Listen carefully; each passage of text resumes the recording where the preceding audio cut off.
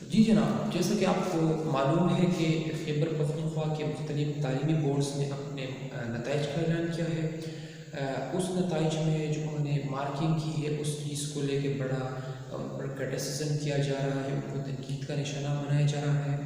तो आज हम बात करते हैं कि आया ये इन तालीमी बोर्ड्स की कुछ गलतियाँ हैं या उनके अंदर कुछ डिफिशेंसीज़ है या आया हमारा जो एग्जामिनेशन सिस्टम है और हमारा जो एजुकेशन सिस्टम या हमारे इस एग्जामिनेशन सिस्टम के अंदर कुछ फॉल्ट्स फेलियर या उसके अंदर कुछ डिफिशेंसीज हैं। आइए बात करते हैं उसके ऊपर।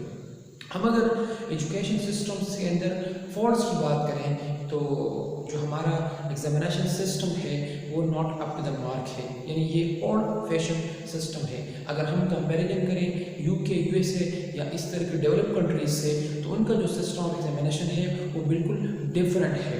कई कंट्रीज़ में तो कंप्यूटर बेस्ड एग्जामिनेशन वो लेते हैं क्योंकि उसमें 100% एक्यूरेसी होती है।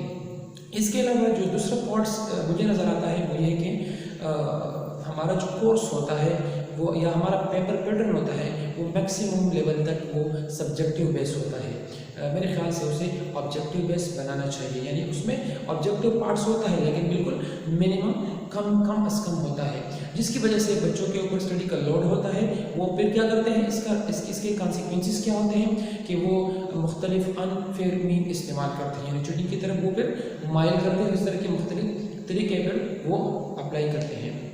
अगर हम एक और चीज़ की बात करें एग्जामिनेशन हॉल की, एग्जामिनेशन हॉल में क्या होता है कि बच्चों के ऊपर जो फेल होने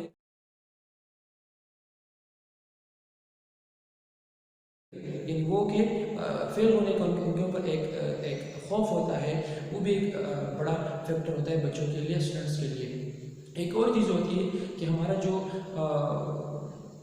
अच्छा वो नर्वसनेस का शिकार हो जाते हैं और वो फेयर उनके ऊपर हावी हो जाता है, यानी वो खौफ का शिकार हो जाता है, स्ट्रेस का शिकार हो जाता है एग्जामिनेशन सेंटर्स के अंदर। अगर हम अपने इस सिस्टम की बात करें तो हमारा जो एग्जामिनेशन सिस्टम है वो अनसाइंटिफिक है, एम्पेरिकल है।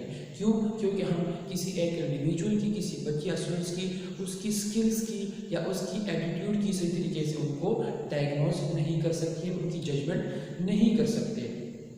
तो अगर हम अच्छा इसका नतीजा फिर क्या निकलता है कि इस तरह के एग्जाम सिस्टम के अंदर हमारे जो ब्रिलियंट स्टूडेंट्स होते हैं, यानी जो हार्ड वर्किंग, मेहनती, जेन्युइन या काबिल या ज़हीन बच्चे या स्टूडेंट्स होते हैं वो इस एग्जाम्स के अंदर फिर फेल हो जाते हैं या वो कम नंबर हासिल करते हैं।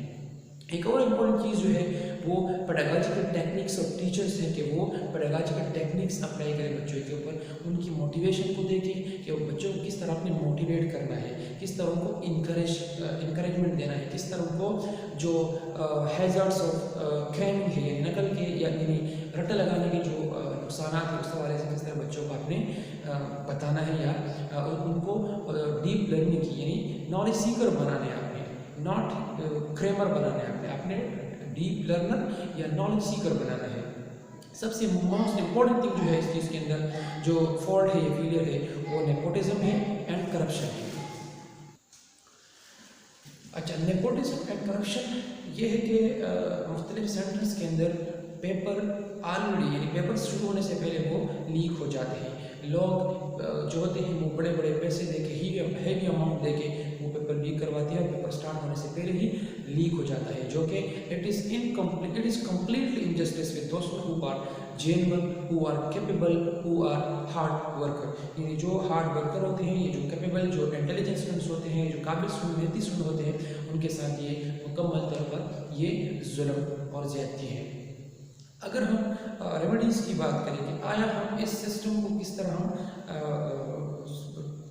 किस तरीके से इसको इम्प्रूव कर सकते हैं, जो डेफिशिएंसीज है, जो फॉल्ट्स है इसके अंदर, जो फेलियर्स हैं हमारे एग्जामिनेशन सिस्टम के अंदर, उसको हम किस तरह ओवरकम कर सकते हैं। तो सबसे पहली चीज़ जो आई थिंक मैं समझता हूँ कि वो आपका होना चाहिए कि आपका एग्जाम पैटर्न है वो शिफ्ट होना चाहिए subject to object based paper pattern होना चाहिए। क्यों? क्योंकि बच्चों के ऊपर, क्योंकि हमारा कोर्स जो होता है वो बहुत ज़्यादा कोर्स होता है, उनका लोड होता है बच्चों के ऊपर, उनके पास इतना वक्त नहीं होता, तो फिर उनका रुझान किस तरफ होता है, क्रैमिंग की तरफ और उसकी तरफ होता है रट्टे की तरफ उनका रुझान ज़्यादा होता है, ना कि वो डीप लर्नर बने या नॉलेज सीकर बने। अच्छा, एक और चीज़ जो है कि जो एग्जामिनेशन है, जो पेपर चेक करने वाला है, उनके लिए एग्जामिनर्स के लिए एक फिक्स क्राइटेरिया बनाने चाहिए। गवर्नमेंट को एक फिक्स क्राइटेरिया बनाए कि उसके तहत जो आप पेपर चेक करेंगे।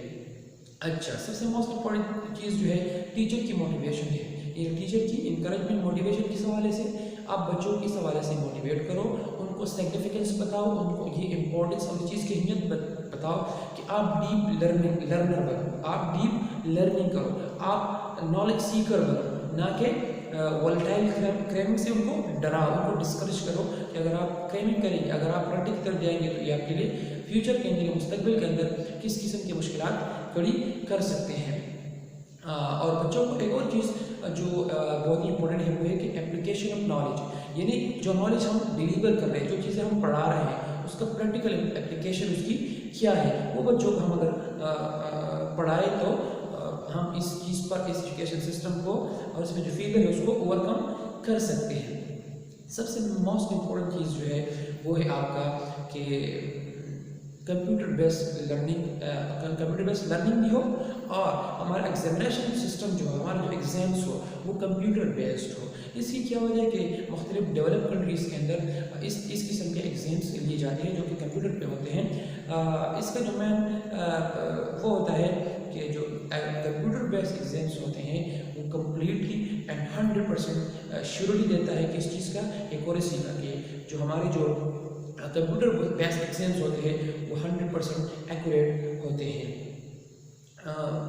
अगर बात करें तो आजकल स्टूडेंट्स क्या है, आजकल हमारा एग्जामिनेशन सिस्टम किस को सर्च कर रहा है, वो जस्ट उनका एक्सेस किसको है, उन लोगों को है जो उन लोगों की तरफ उनका बहुत ज़्यादा है कि जो क्रैमिंग करते हैं, जो रट्टा लगाने की कोशिश करते हैं, ना कि जो डीप लर्नर होते हैं, नॉलेज सीकर होते हैं। आजकल का हमारा जो एग्जामिनेशन सिस्टम है वो जस्ट क्रैमर प्रोड्यूस कर रहा है, बना रहा है, ना कि नॉलेज सीकर, ना कि डीप लर्नर। तो हमारे एजुकेशन सिस्टम में ये चीज़ ख़त्म करने की जो रुझानात है, ये जो हैवी लोड ऑफ कोर्स है, बहुत ज़्यादा सिलेबस होता है, इन चीज़ों से भी छुटकारा हासिल करना चाहिए।